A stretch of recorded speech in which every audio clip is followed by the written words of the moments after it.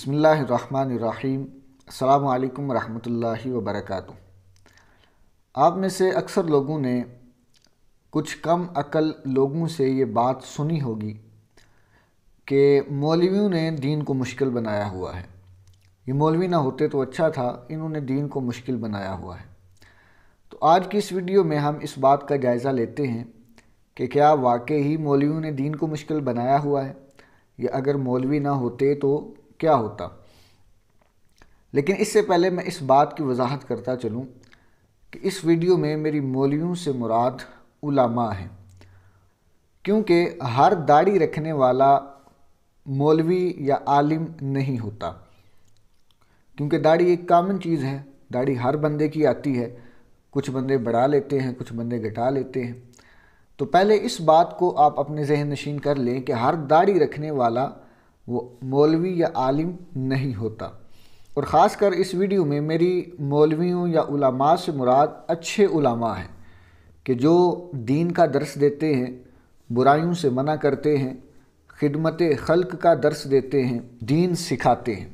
وہ علماء میری مراد ہرگز نہیں ہیں کہ جو اپنے آپ کو عالم بھی کہتے ہیں اور شرابیں بھی پیتے ہیں، جو اپنے آپ کو مفتی بھی کہتے ہیں اور جھوٹ بھی بولتے ہیں، جو اپنے آپ کو بڑے سے بڑا علامہ بھی کہتے ہیں لیکن ہر برا کام بھی کرتے ہیں۔ تو وہ علماء میری اس ویڈیو میں مراد نہیں ہیں، کیونکہ وہ علماء سو ہیں، اور ان برے علماء کے لیے بہت سے عذابات کی وعیدات روایات کے اندر موجود ہیں۔ اللہ تبارک و تعالی ہمیں ایسے لوگوں سے محفوظ رکھیں۔ اور نہ ہی میری اس ویڈیو میں مولویوں سے مراد 2 نمبر جعلی پیر ہیں کہ جن کا کام صرف سوٹے لگانا ہے، نہ ان کو نماز کی ہوش ہوتی ہے اور نہ روزے کی ہوش ہوتی ہے۔ اسی طرح مولویوں سے مراد میری عامل بابے نہیں ہیں کہ جو صرف لوگوں کو تعویذات دیتے ہیں، کیونکہ ہر تعویذ دینے والا یا ہر عامل وہ عالم نہیں ہوتا۔ تو پہلے اس بات کو یہ ذہن نشین کر لیں کہ اس ویڈیو میں میری علماء سے مراد یا مولویوں سے مراد اچھے علماء ہیں۔ اب ہم بات کرتے ہیں کہ اگر مولوی یا علماء اس دنیا کے اندر نہ ہوتے تو یہ دنیا کیسی ہوتی، اس دنیا کا نظام کیسا ہوتا۔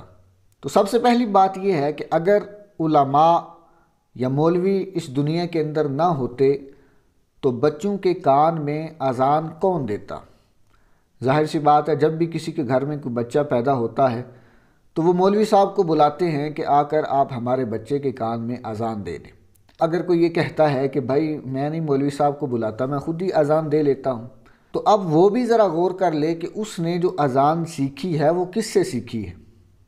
ظاہر سی بات ہے، اس نے بھی کسی مولوی سے یا کسی عالم سے وہ اذان سیکھی ہوگی۔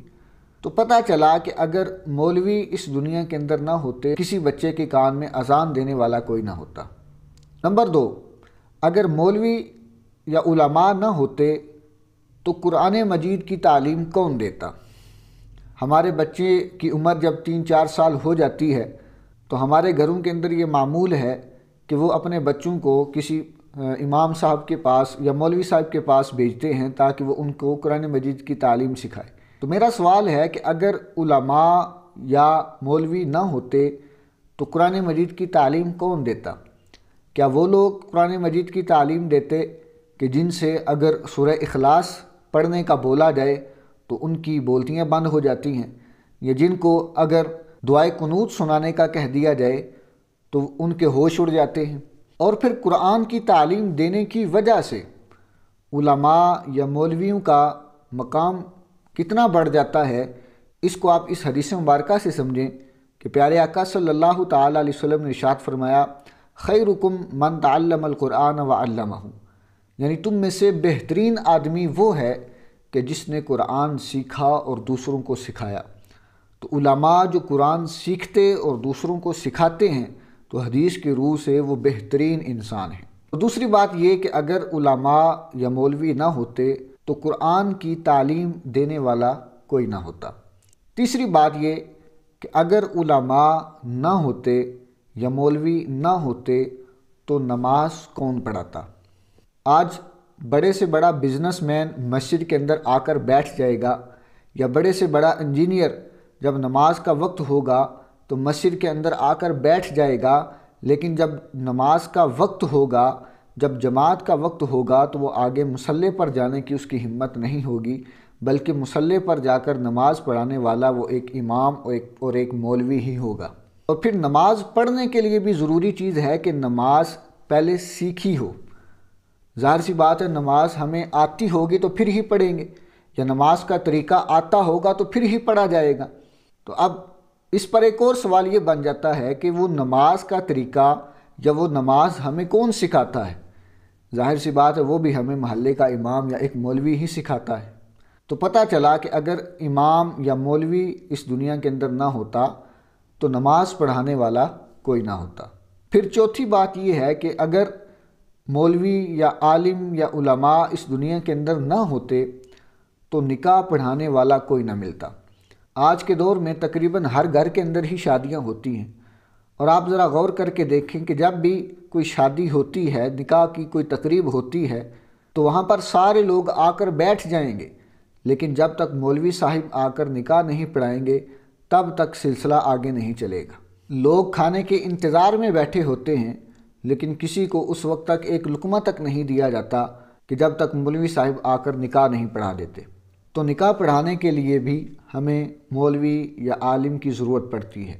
پانچویں چیز یہ ہے کہ اگر علماء نہ ہوتے یا امام صاحب نہ ہوتے تو نماز جنازہ کون پڑھاتا؟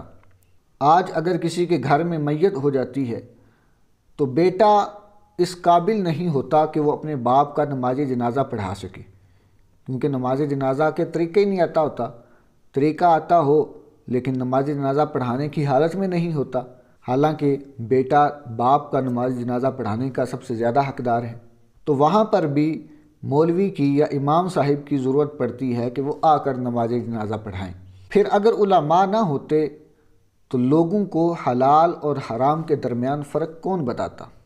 کون بتاتا کہ سود کھانا حرام ہے؟ کون بتاتا کہ غیبت کرنا حرام ہے؟ کون سے جانور کا گوشت کھانا حلال ہے؟ کون سے جانوروں کا گوشت کھانا حرام ہے؟ تو یہ حلال اور حرام کے درمیان فرق کون بتاتا ہے؟ ظاہر سی بات ہے ہمیں علماء بتاتے ہیں، مفتیان کرام بتاتے ہیں۔ تو اگر یہ نہ ہوتے تو ہمیں حلال اور حرام کا بھی پتہ نہ ہوتا۔ تو پتہ چلا کہ اگر علماء نہ ہوتے تو ہمیں حلال اور حرام کے درمیان فرق بھی معلوم نہ ہوتا۔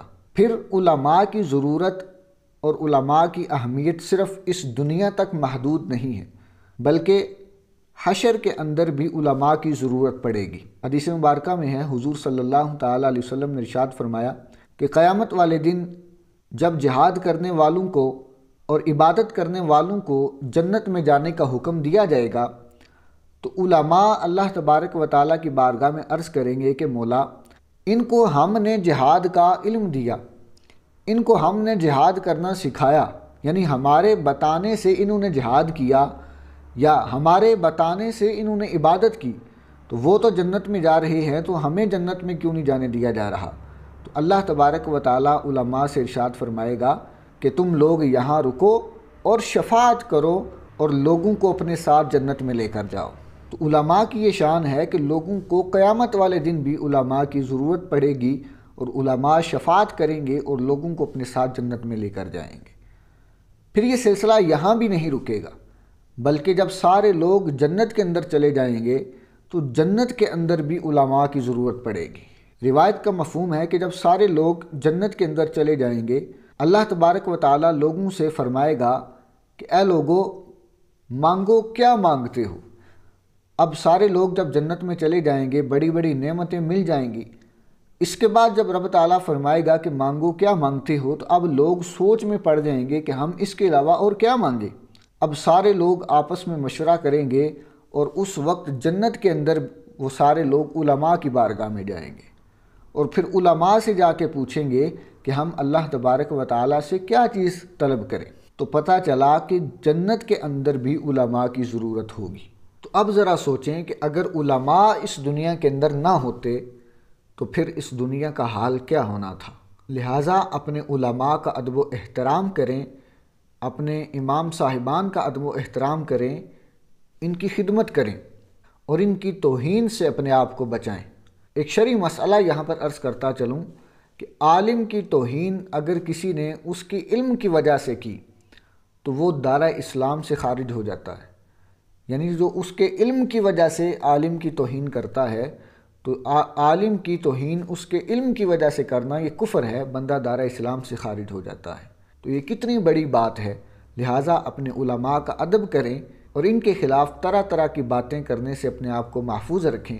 اللہ تبارک و تعالیٰ کی بارگاہ میں دعا ہے کہ اللہ ہمیں اپنے علماء کا ادب و احترام کرنے کی توفیق عطا فرمائے۔